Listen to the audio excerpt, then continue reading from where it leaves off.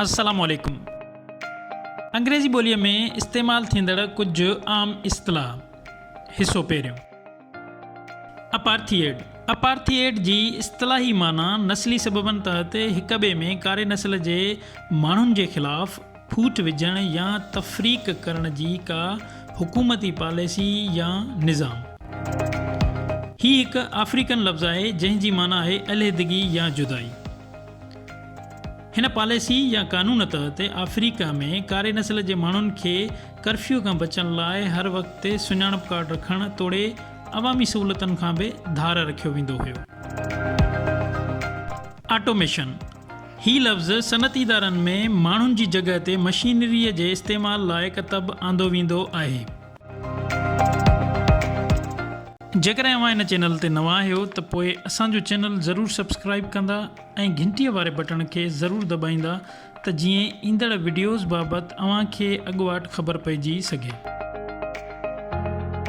Iron curtain हिकु अहिड़ो इस्तिलाह हुयो जेको हिकु सियासी हद तौरु 1945 में ॿी जंग अज़ीम जे ख़ात्मे खां वठी सर्द जंग 1991 ताईं यूरोप खे ॿिनि हिसनि में तक़सीम करण लाइ इस्तेमालु थींदो हुयो। ही इस्तिलाह सोवियत यूनियन पंहिंजो पाण तोड़े पंहिंजे असर हेठि रियासतुनि खे वेस्ट याने ओलह जे मुल्कनि तोड़े उन जे साथारी मुल्कनि खां परे रहण लाइ इस्तेमालु कंदी हुई। आयरन कर्टेन जे ईस्ट याने ओभर में रूस ऐं उन जे असर हेठि रियासतूं ऐं ओलह में नेटो मेंबर मुल्क ईंदा हुआ। बम्बू कर्टेन आयरन कर्टेन जी तिर्ज़ ते चीन जी हुकूमत पारां इस्तेमालु कयो वेंदो हुयो, जंहिं तहत चीन में हुकूमत जी इजाज़त खां बग़ैर दाख़िल थियण तोड़े ॿाहिरि निकिरण ते पाबंदियूं लॻल हूंदियूं हुयूं।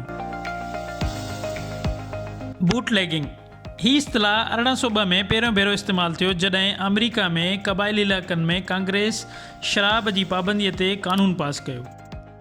तॾहिं उतां जे असुल रहवासियुनि बूट में शराब स्मगल करणु शुरू कयो।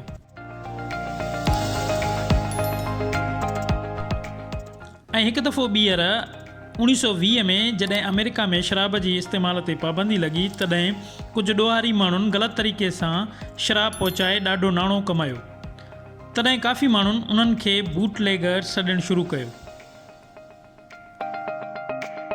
ब्लैक मार्केट मां शयुनि जी हथरादू खोट पैदा करे पोइ उन्हनि खे ॻरी रक़म में खपाइण खे ब्लैक मार्केट सॾिबो आहे। ब्लू चिप स्टॉक लफ़्ज़ अहिड़ी कंपनीअ लाइ इस्तेमालु थींदो आहे जेके सालनि खां बिज़नेस में आहिनि ऐं मशहूरु हुजण सां गॾोगॾु मुआशी तौरु पिणु मज़बूत हूंदियूं आहिनि ऐं उन्हनि जी माज़ीअ जो रिकॉर्ड पिणु सुठो हूंदो आहे ऐं उन में घटि रिस्क जो ख़तरो हूंदो आहे। तंहिं करे माण्हू ब्लू चिप स्टॉक में पैसो लॻाईंदो आहे। ब्रेन ड्रेन इस्तिलाह घणे तादाद में पेशेवराना माहिरनि या हुनरमंद माण्हुनि जे पंहिंजे मुल्क खे छॾे ॿाहिरि मुल्क वञी नाणो कमाइण जा मौक़ा तलाश करण लाइ इस्तेमालु थींदो आहे ऐं हुनरमंद माण्हुनि जे कसीर तादाद में ॿाहिरि वञण जे करे पंहिंजे मुल्क जी मईशत ते गहरा असर पवनि था त इन रुझान खे ब्रेन ड्रेन सॾिबो आहे। ब्रेन वॉशिंग अहिड़ो ख़्याल या नफ़्सियाती तरीक़ेकार जंहिं ज़रिए इंसानी दिमाग़ खे तब्दील या क़ाबू करे सघिजे। ब्रेन वॉशिंग हमेशह मनफ़ी तौरु इस्तेमालु थींदो आहे। बफर स्टेट अहिड़ी रियासत लाइ इस्तेमालु थींदो आहे जेका ॿिनि ताक़तवर मुल्कनि जे विच में हूंदी आहे ऐं उन ॿिन्ही ताक़तवर मुल्कनि जा हिक ॿिए सां तालुकात सुठा न आहिनि हूंदा। बफर स्टेट जी पॉलिसी ॿिन्ही मुल्कनि सां गैर जानबदार हूंदी आहे। बफर स्टेट जा कुझु मिसाल जहिड़ो कि भूटान जेको चीन ऐं इंडिया जे विच में आहे ऐं मंगोलिया जेको चीन ऐं रूस जे विच में आहे। बुल्स एंड बेयर्स लफ़्ज़ बुल तॾहिं इस्तेमालु थींदो आहे जॾहिं स्टॉक मार्केट जे शेयर्स जा अघ मथे वञनि। बुल हमेशह पॉज़िटिव याने मस्बत तौरु इस्तेमालु थींदो आहे। ऐं बेयर तॾहिं इस्तेमालु थींदो आहे जॾहिं मार्केट जे शेयर्स जा अघु हेठि अचनि। बेयर हमेशह नेगेटिव याने मनफ़ी तौरु इस्तेमालु थींदो आहे। जेकॾहिं तव्हांखे लॻे थो हीअ वीडियो ॼाण मुहैया कंदड़ आहे त पोइ असांजो चैनल सब्सक्राइब कंदा ऐं घंटी वारे बटण खे ज़रूरु दॿाईंदा त जीअं ईंदड़ वीडियोज़ बाबति तव्हांखे ख़बर पइजी सघे।